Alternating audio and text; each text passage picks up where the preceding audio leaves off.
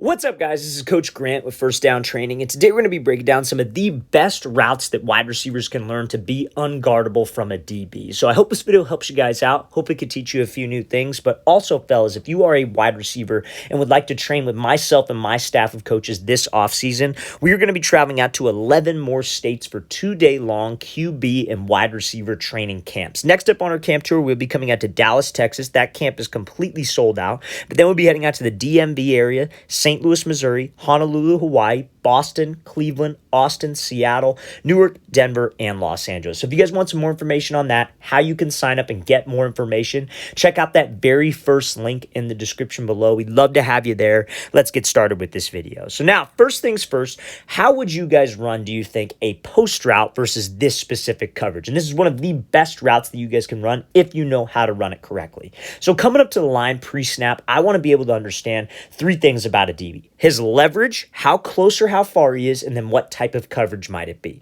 So number one, I see that this DB's lined up inside shade. He's lined up inside leverage. His eyes are on me, and he's maybe about, I would say, what, like 8 yards off, 7 yards off? So that tells me that it's inside shade, off man coverage, and we have to run a post. So let's watch how Devontae Smith runs this route, then we'll break it down. So he attacks the outside shoulder of the DB and gives this little rocker step move at the break point. And again, fellas, there are two things that's going to make you a great route runner: high football IQ and knowing how to run your routes, make your cuts, make your breaks, like efficiently. That's where I want to be. So when we come off the ball and we see he's inside shade, his number one goal being inside leverage, protect the inside. Force everything to the outside and do not give up a post. Do not give up a dig. So one of the mistakes that wide receivers will make, and this is why one-on-ones can sometimes ruin a wide receiver, is that they'll do this big stem to the inside and then break this route off, and they end up catching this post on the opposite hash of the field.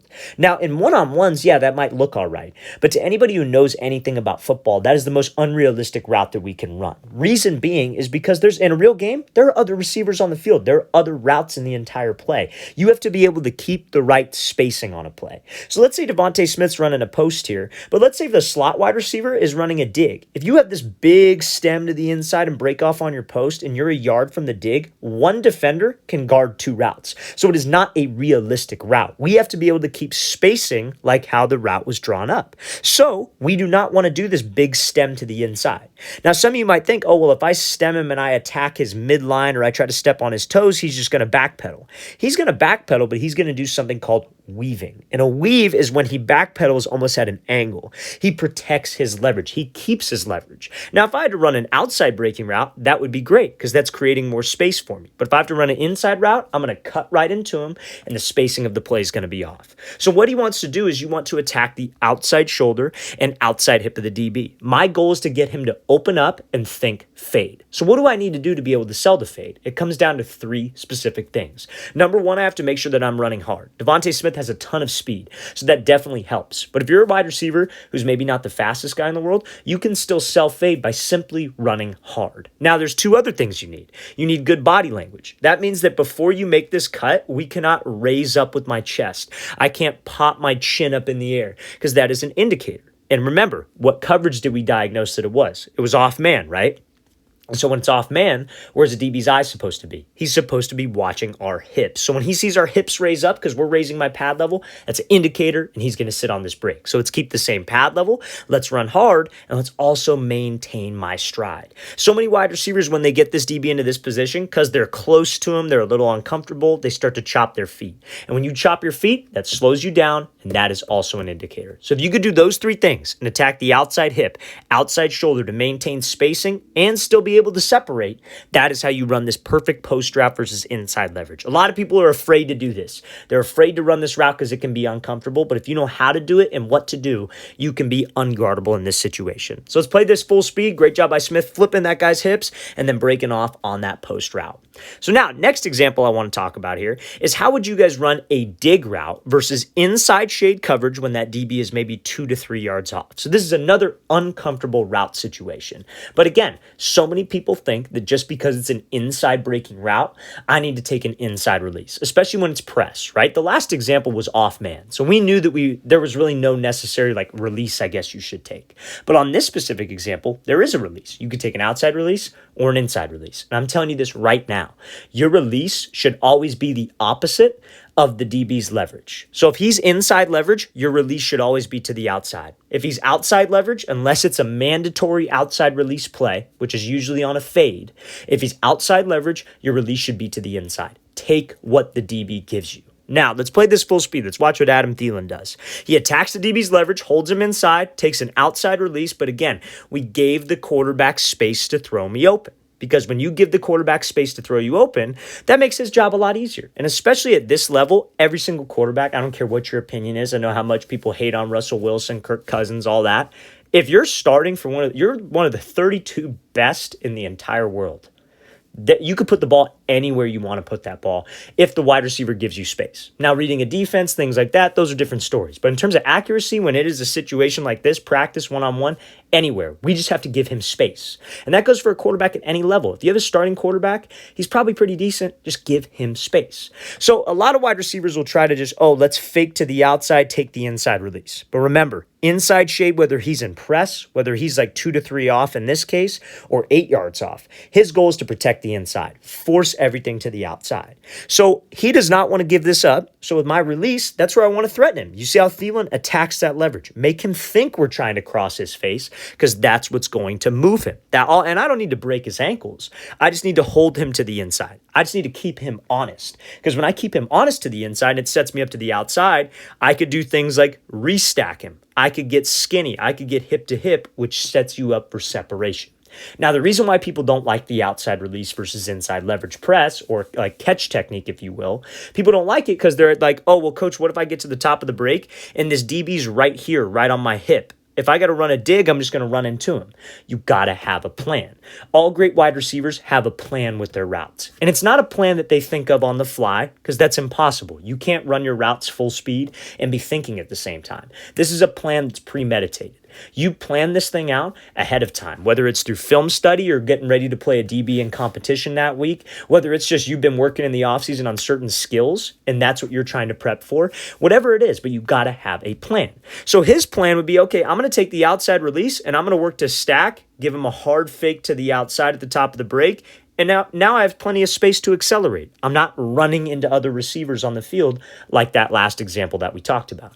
Or if he's hip to hip, I have a plan for that as well. I could just react and take this inside hand and put it on the back of his hip or the back of his shoulder and slip under him. They call that a throw-by move. So fellas, you would use that throw-by, you'd use that restack when you take that outside release on an inside breaking route versus inside shade press. It's all about having a plan and having that football IQ. So let's play this again full speed. Great job by Thielen attacking leverage, taking that outside release and giving that great head fake at the top of this thing. So now, next example I want to talk about here is how a shorter wide receiver can get separation against a bigger physical DB. So this is one of those things like if you can master this skill, you will never have a problem with the DB and press ever again. So as a shorter guy, do you think our game is based on quickness or based on, having a plan with my hands and hand fighting and trying to get real physical with the DB? Probably quickness, right? Probably quickness and creating space for myself. And so this release that I'm going to show you guys here is a great way to do that. And it is called a step back release. So let's watch this wide receiver. Let's watch what happens. DB tries to get physical. Wide receiver steps back, creates some space, and is able to use that crossover. So if you're a shorter wide receiver and you want to play football at the next level, you got to be fast. I'm sorry, you can't be short and slow. Like if you're short and you're on the slower side of things, I would heavily recommend that you invest in getting faster this year. Because if you're not fast, it's tough to get your foot in the door. Like you might be a great wide receiver, no doubt, but if you're not fast and you're not tall, what is a college coach what's going to really catch his eye? You know what I mean? Because he's got plenty of fast guys who run great routes as well. But speed is something that you need to work on. You need to try to be as fast as you can and as quick as you can, as explosive as you can. So these situations are easier for us. So I come up to the line. Let's say I come up to the line here and I got this DB who's right up in press. It looks like he wants to get real physical. And when he wants to get real physical like this, I got to have a plan. So this wide receiver hits this step back move. So that's essentially where you're in your stance and you take your front foot and just step back. So when you step back, guess what that does? That creates some space for you and this DB. So now when you have some space, you could use your quickness. You could use this fake to the outside. You could use this hard head and shoulder fake, step outside of his frame. And that's what can get him to bite and create a this separation. But it would not happen without creating space for us. Now, again, in a real game scenario, like a wide receiver from the slot who's shorter going up against maybe a strong safety linebacker, he may not be on the ball. He might be off the ball and you might already have some space, so you wouldn't have to do this. But if you're on the ball, you got a DB right in your face and you're on the shorter side of things, that step back release is a great release to use. I just don't recommend it when you're in like a tight bunch formation or a stack formation. Let's play it again, full speed one more time. Great job of that wide receiver creating space and then getting separation on that crossover fake. Okay, so now next scenario I want to talk about here is having a plan versus press outside leverage. So again, one of the best routes I feel to run is a 10-yard out versus outside shade press because it's so easy to get separation and give your quarterback room and give yourself room to be able to accelerate out of the break. So we come up, we got outside shade press, and we have to run a 10-yard out. Remember I talked about it. Two things that you have to do as a wide receiver. You got to have a premeditated plan, and you have to understand what your pre-snap process is. So coming up to the line, pre-snap process, and this is what dictates the plan. This is what dictates what you do with your route. So I see outside shade. It's maybe about a yard from me. He's in man, right? So outside leverage, press man coverage. Got to run a 10-yard out. Everybody thinks on a 10-yard out, I got to get to the outside. If I try to just give him a move and force the outside release, DB will stay patient, squeeze me to that sideline, and I'll have no room. And a quarterback needs room on an outside route, a corner, an out route, a comeback, a fade. He needs space. If he doesn't have space, he's probably not throwing us the ball because that's more than likely a pick six. And if he's late on it, that's a really bad pick six. So we need to give him as much space as possible. So what do you think you want to do with your release here? You would want to attack his leverage, take the inside release, and let's have a plan at the top. It is no different than that dig. It is just the opposite side of things. So if I have to run this 10-yard out, I attack him. That should be my plan. Goal is to just hold him. Let's take the free release. Let's take my chances at the top of the route. Off the line, all I care about is spacing and timing.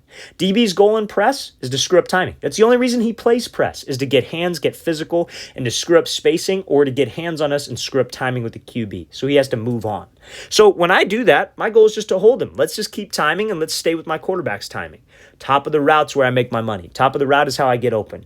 So I know my goal is to restack. If I can't restack and let's say that DB's right on my hip, what do? Take the right hand and swat him by. It's just the opposite way.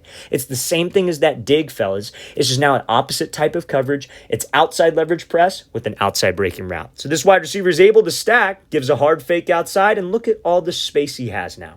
That DB's got no chance because we sold the route and we got separation. But when you give the quarterback space, even if this DB's closer, he can just lead us. He can throw us open. The old cliche phrase that every single quarterback coach or offensive coach has said before. So let's play this again, full speed one more time. Again, fellas, remember, pre-snap process and having a plan at the top of the break is how we get separation. So next thing I want to talk about here is how you guys can get separation on routes that require you to drop your hips. So this is going to be for routes like comebacks, curls, digs when you have to do that throw by, out routes when you have to do the throw by.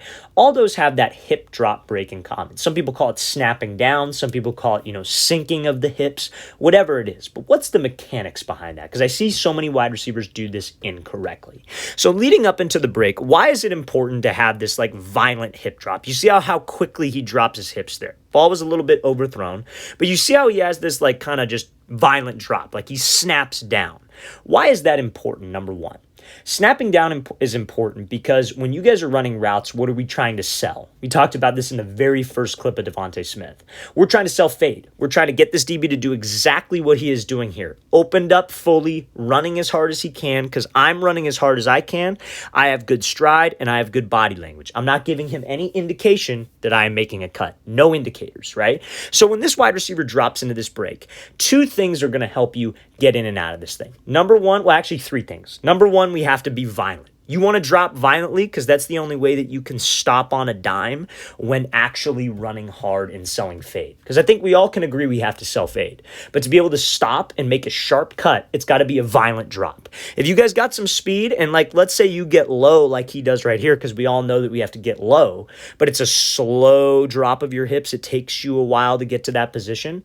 All that does is give the DB time to recover, and you will probably drift off the break because there's no abruptness to the stop. So we need to make sure that it's violent. Now, when I drop violently, plenty of wide receivers do this, but, they're afraid to hurt themselves. They still drift off the break. They get stuck at the break. They take a million steps because they're not getting low enough. So there's two things that I tell my wide receivers to do to force them to get low enough. I think I equate it to school, because I'm sure everybody's gone to school at some point or at least sat in a chair. But when you're at school and you're in your desk and you sit down, do you put your chest on the desk first and then drop your butt down? No, you sit your butt straight down into your chair.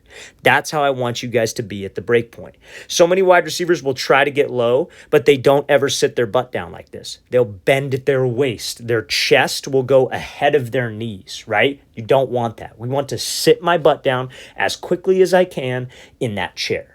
Now, when I sit into that chair, you don't want to have your back straight up in the air either, with your number pointed towards the sky or pointed forward. Because when your number's pointed to the sky or pointed forward and you're leaning back and you got to get out of a break, that's going to make you slip, because those feet will get out in front of you. So to keep your feet inside of your frame, when you sit your butt down, you want to think of it like you're trying to touch your chin to your knee.